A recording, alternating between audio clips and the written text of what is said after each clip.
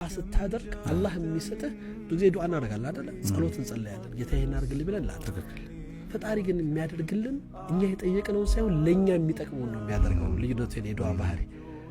ፈጣሪ አንተ ስለጠየቅ ብቻ መስጠት እኮ ይችላል ያን ግን መጥቶ ሊያጠፋህ ይችላል አንተ ተከክል ድንበር ያሳጣል አንዳንድ ሰዎች ምን ነው ባልተሰጣቸው አትልም ትንሽ ነገር ሲያገኙ የሚገቡበት የሚጠፋቸው አንድ ታሪክ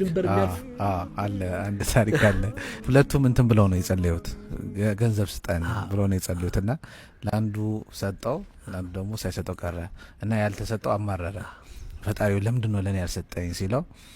ላንተ በሰጠ ትጠፋለህ ለሱ ካልሰጠውስ ደግሞ ይጠፋል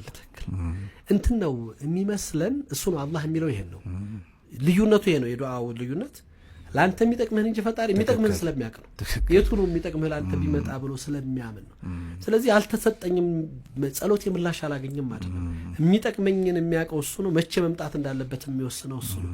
ያ ነው ልዩነቱ የፈጣሪነት እኔ እናንተን የሚያጌታ ስለሆነ ነጋችንን የሚረዳ ጌታ ስለሆነ ነው ያልገቡን ነገሮች ባለመድረሳቸው ምን ተጸጸትባቸው ነገሮች መተው ብዙ ነገር ሊያጠፉ ይችላሉ ብዙ ሰዎች መተውላቸው ጠፍተውባቸዋል እኮ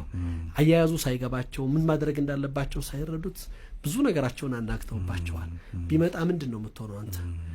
ያንን ነው እንድናስብ የሚፈልገውና የተሰጠን በጣም ብዙ ነገር ልናመሰግነው የሚገባን ቅድም ያልናቸው የጠቀስናቸው ተቆጥሮ የማይዘለቁ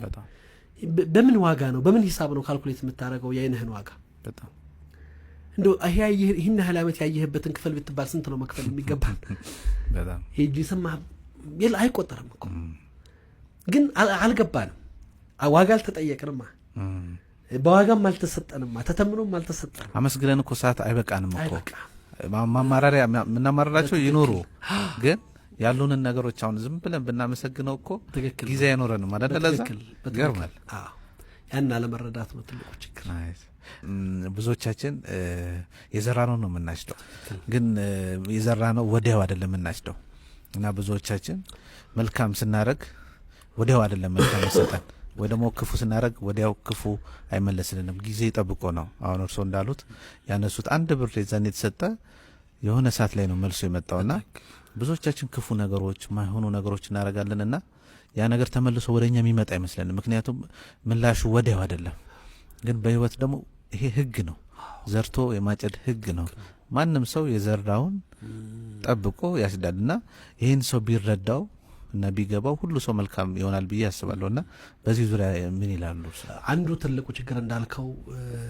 የዘራነውን ማጨድ የዘራነውን ማግኘት ምንም ጥያቄ የለው እኔ በሌላ እይታ ደግሞ የተቸገርነውም ደግሞ ያልዘራነውን በመፈለግ ነው እኛ ዋጋ ይከፈላል ትክክል ማድረግ የሚገባንን ሳናደርግ ውጤት እየፈለግን ማድረግ እና መስራት የሚገባንን ሳንሰራ የኛን ኃላፊነት ሳንወጣ ውጤት እየጠበቅን ነው የተቸገርነው እናውቃለን የተፈጥሮን ህግ በሰጠው ልክ የሚሰጥ ነው ተፈጥሮ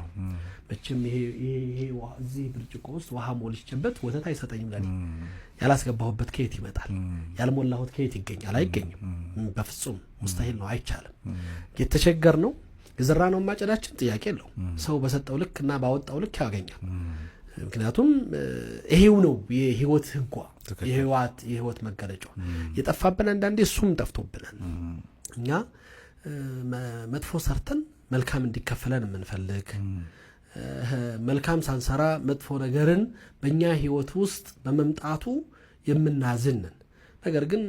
ሰርተን የምናገኘው እኔ እንደውም አሁን እንዳልከው የሚዘገይ አይደለም አሁን እየፈጠነ ይመስላል በጣም ከባድ የሆነበት ጊዜ ላይ ደርሰናል ፈጣሪ ወዲያው ምላሽ ይሰጣል በብዙ ህይወታችን ውስጥ አመጻችን ድንበር ማለፋችን የሚያስከፍሉ ዋጋዎች አሉት እየከፈልን ነው ያየን እኮ እየሰማን ነው